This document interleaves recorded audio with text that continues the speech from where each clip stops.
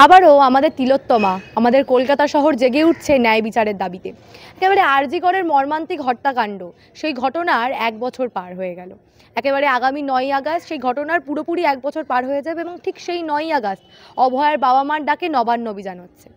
গতবারের ছাত্র যুবদের নবান্ন অভিযানের কথা মনে করলে একটা লোকের কথা আপনার আমার কিন্তু সকলেরই মনে পড়বে, সেই গৈরিক বস্ত্রধারী এক সাধু। সেই চিত্র এখনও কিন্তু চোখের সামনে ভেসে উঠে, রীতিমতো জলকামানের সামনে তিনি যেভাবে দাঁড়িয়েছিলেন। তবে প্রশ্ন হলো, এই যে আবারও নবান্ন অভিযানে আবারও যাচ্ছে শহর, তিনি কি থাকবেন? এই নবান্ন অভিযানে যদি গতবারের মতো আবারও জলকামান চালানো হয়, যদি আবারও সেই ত্রিস্তরীয় ব্যারিকেড দেখা যায়, তাহলে তিনি কি এগিয়ে যাবেন? আজকে এই বিষয়টাই আপনাদের সামনে তুলে ধরবো। সামনের যে 9 তারিখের নবান্ন অভিযান, অভয়ার বাবা মার ডাকে, ঠিক সেই নবান্ন অভিযান নিয়ে কি বলছেন বলরাম ঘোষ, সেটা আপনাদের সামনে তুলে ধরবো। নমস্কার, আমি সানিয়া, দ্য নিউজ বাংলায় আপনাদের সকলকে স্বাগত। তার জন্য যতটা করা সম্ভব, হ্যাঁ, তাতে যদি রক্তক্ষয় হয়, কিছু লোক তার প্রাণ দিতে হয়, দেবে। কিন্তু ব্যাপারটা হচ্ছে চূড়ান্ত জায়গায় যাওয়ার জন্য আমরা মানসিকভাবে তৈরি।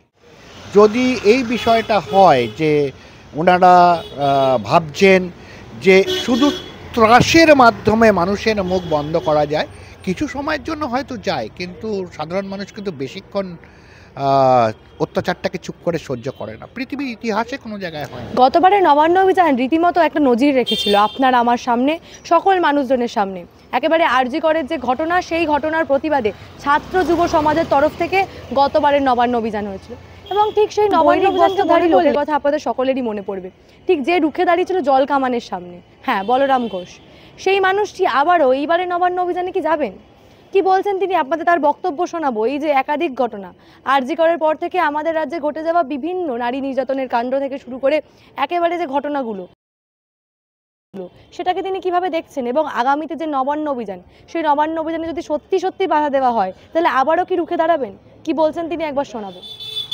অবশ্যই যাব। তার কারণ, যে কারণের জন্য হচ্ছে নারীর সুরক্ষা, সামাজিক যে সন্ত্রাস চলছে, সেই সন্ত্রাসের বিপক্ষে কথা বলা, এই সবের জন্য যেতেই হবে। তার কারণ, যখন সরকার বা শাসক ধর্ষক হয়ে ওঠে, যখন শাসক সন্ত্রাসী হয়ে ওঠে, যখন শাসক দুর্নীতিবাজ হয়ে ওঠে, তখন সেই জরুরি অবস্থার সময় একটা কথা উঠেছিল, এটা জয়প্রকাশ নারায়ণ বলেছিলেন যে সিংহাসন খালি করো, জনতা আসছে। বিষয়টা এরকম, মানুষ কিন্তু ক্ষিপ্ত হয়ে রয়েছে। সেটা যে কেউ যদি এই কলটা আসে, তাহলে সেক্ষেত্রে এই ব্যাপারটা হবে, এই ব্যাপারটা যাওয়া হবে। আচ্ছা, নবান্ন অভিযানকে বারংবার রাজনৈতিক রঙে রাঙিয়ে দেওয়ার চেষ্টা করা হচ্ছে, কিন্তু আমরা দেখতে পাচ্ছি এটা তো দলীয় পতাকা ছাড়া নবান্ন অভিযান, তাহলে সমস্যা কোথায়? না, যদি কেউ মনে করে যে রাজনীতি বলতে শুধু পার্টিজান পলিটিক্সকে বোঝায়, তাহলে তারা রাজনীতিটা বোঝেন না। রাজনীতির একটা বৃহত্তর ক্ষেত্র আছে, হ্যাঁ, সামাজিক রাজনীতি আছে, দলীয় রাজনীতি আছে, অর্থনৈতিক রাজনীতি আছে, কূটনৈতিক রাজনীতি আছে। ওনারা মনে হয় টোটাল যে ভারতীয় সংস্কৃতির দিক থেকে যে রাজনীতিক কনসেপ্ট আছে, সেটাকে ওনারা বোঝেন না, যারা এই কথাটা বলছেন। সেই কারণে বলবো, একটু পড়াশোনা করতে, একটু চাণক্যকে পড়তে, একটু ভারতীয় যে সমস্ত শাস্ত্র আছে সেগুলো পড়াশোনা করতে, রাজনীতির আসল মানেটা বুঝতে পারবেন। আরজি করের পর আমাদের পশ্চিমবঙ্গে একাধিক ঘটনা ঘটে গেল, যেখানে বারংবার মহিলাদের নির্যাতনের ঘটনা উঠে এসেছে। সেই জায়গা থেকে দাঁড়িয়ে আমাদের রাজ্যের মুখ্যমন্ত্রী, তার বিরুদ্ধে এখনো কেন মানুষ আওয়াজ তুলতে ভয় পাচ্ছে? ব্যাপারটা হচ্ছে যে, খুব সহজ হয়ে বলি, এখন যিনি শাসন ক্ষমতায় রয়েছেন, তিনি প্রচণ্ড প্রতিহিংসা পরায়ণ। অর্থাৎ যিনি তার বিরুদ্ধে কথা বলবেন, তাকে কি করে শেষ করে দেওয়া যায়, কি করে পৃথিবীর বুক থেকে সরিয়ে দেওয়া যায়, সেই বিষয়টা উনি করতে জানেন বা ওনার দল করতে জানেন।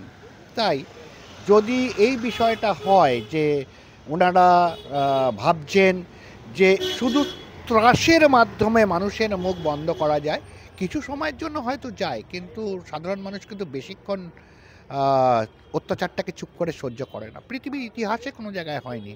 মানে সেটা হিটলার করতে পারেনি, মুসলিনি করতে পারেনি, ফ্র্যাঙ্কো করতে পারেনি, স্টালিন করতে পারেনি, পলপট করতে পারেনি ইয়েতে কাম্বোডিয়ায়।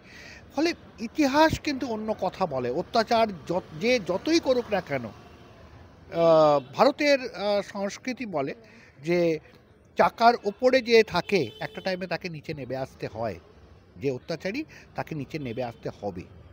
গতবারের নবান্ন অভিযানে যেমনটা আমরা দেখলাম ত্রিস্তরীয় পাঁচিল থেকে শুরু করে জল কামান সবই ছিল, এবারেও সেই ধরনেরই কড়া ব্যবস্থা নেওয়া হচ্ছে, আপনারা এবারেও রুখে দাঁড়াবেন? অবশ্যই। ব্যাপারটা হচ্ছে আমরা যারা সনাতনী তারা মনে করি হয় মন্ত্রের সাধন হবে, নাহলে শরীর পতন হবে। অর্থাৎ যেটা প্রতিজ্ঞা নিয়ে যাচ্ছি আমরা, মানে অভয়াদির বাবা মা তাদের আহ্বানে, ছাত্র সমাজের তত্ত্বাবধানে যে পণ নিয়ে যায়, মানুষ একটা পণ করে তো যে আমি প্রতিজ্ঞা করলাম এটা করব, তার জন্য যতটা করা সম্ভব, হ্যাঁ, তাতে যদি রক্তক্ষয় হয়, কিছু লোক তার প্রাণ দিতে হয়, দেবে। কিন্তু ব্যাপারটা হচ্ছে চূড়ান্ত জায়গায় যাওয়ার জন্য আমরা মানসিকভাবে তৈরি, এটাই হচ্ছে বার্তা। একটাই জিনিস, যে ভয় না পেয়ে বিষয়টার উপর যে কি ঘটনা ঘটেছে, কি কি ঘটছে, কি ঘটতে পারে, সেটা চিন্তা না করে কি কারণে যাচ্ছি, সত্যের জন্য, ন্যায় প্রতিষ্ঠার জন্য যখন যাচ্ছি, তখন এই বিষয়গুলো আসবে। এই অত্যাচার আসবে, লাঠিচার্জ হবে, কাঁদানি গ্যাস চলবে, বুলেট চলবে, জলকামান চলবে। তো এগুলো পার্ট অফ মানে কোনো আন্দোলনের পার্ট। এগুলোকে নিয়ে অত ভয় পেলে কাজ করা যায় না। একেবারে তিনি যেমনটা বললেন, আপনারা সকলেই শুনলেন যে তিনি একেবারে দৃঢ় প্রতিজ্ঞ।